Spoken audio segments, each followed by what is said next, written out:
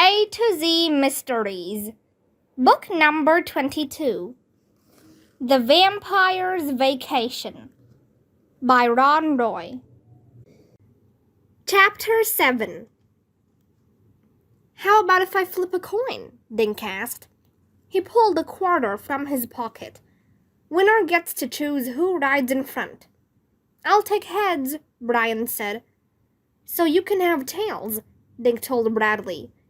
He flipped the coin in the air and caught it. It's tails. Good, I ride in front, Bradley said. I get to steer.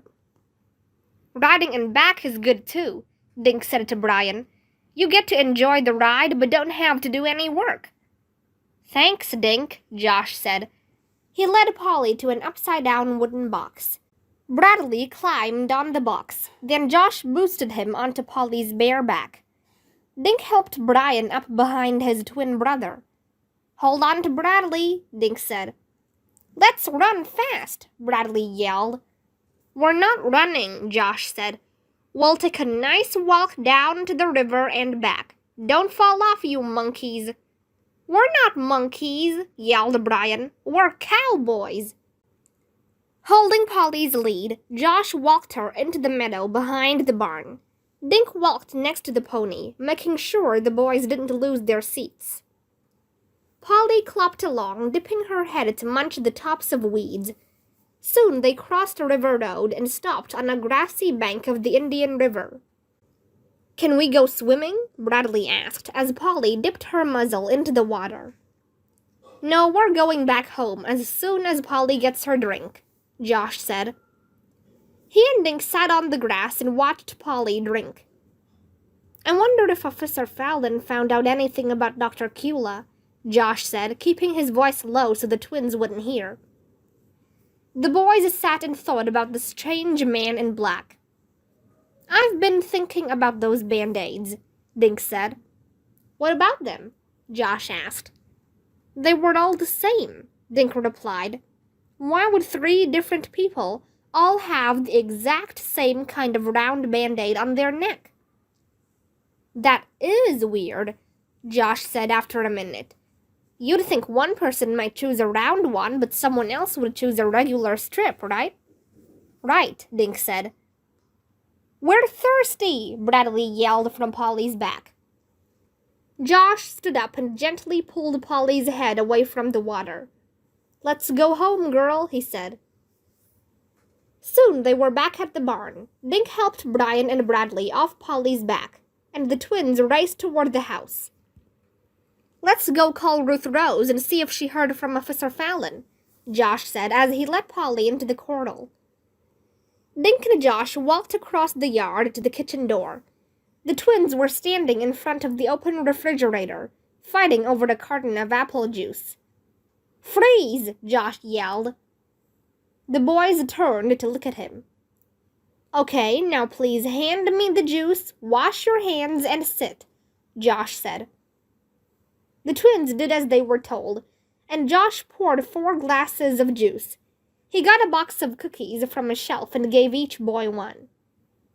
Josh and Dink took their snacks over to the telephone on the hall table. The light on the answering machine was blinking. Maybe it's a message from Officer Fallon, Dink said. He hit the play button, but instead of the police chief's voice, they heard Ruth Rose. She said, Guys, I figured it out. Meet me at the Shangri-La. Josh looked at Dink. Figured out what? He asked. Maybe she figured out who your mystery man is, Dink said.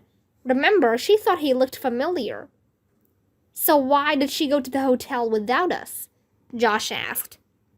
She didn't know we'd be going to the river, Dink said. Well, let's go meet her, Josh said, heading for the kitchen. Before the vampire gets her. Dink shook his head. We can't leave your brothers alone, he said. The twins had finished their juice and cookies. Josh looked out the window over the sink. Come on, Mom, he said. Can we go out and play? Bradley asked. After you put your glasses in the sink, Josh told the twins. Just then, Josh's mom pulled into the backyard and parked the car. Josh waved to her as Brian and Bradley shot out the back door. "What did you bring us?" they yelled at their mother. "Come on, out the front," Josh whispered to Dink. He and Dink left by the front door and headed for Main Street. They cut through the high school grounds, then waved to Howard in his barber shop when they reached Main. As they passed the book nook, Dink noticed that the shade was pulled down. A closed sign was stuck in the window. "Huh," Josh said, nodding toward the sign. "Mr. Paskey never closes in the middle of the afternoon." Dink remembered that little round band-aid on Mr. Paskey's neck. Then he shook his head. No, he thought, there are no vampires in Green Lawn. Chapter 8.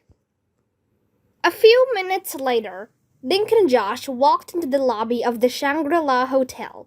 Mr. Linkletter was standing behind his counter, staring at the door. "Hi, Mr. Linkletter," Josh said. "Ruth Rose said to meet her here. Have you seen her?" Mr. Linkletter nodded. "Yes, I saw her about 20 minutes ago with Dr. Cula."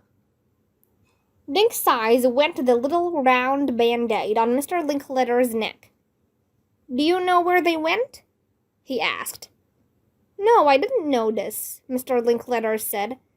"They sat and talked here in the lobby. When I looked up again, they had disappeared."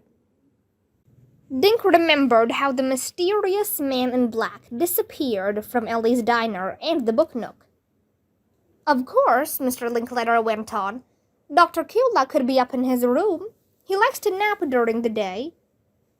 Josh snuck a glance at Dink. Can you tell us which room he has?" Josh asked.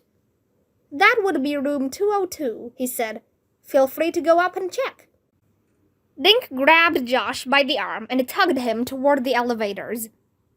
Dink pushed the up button, and the boys waited.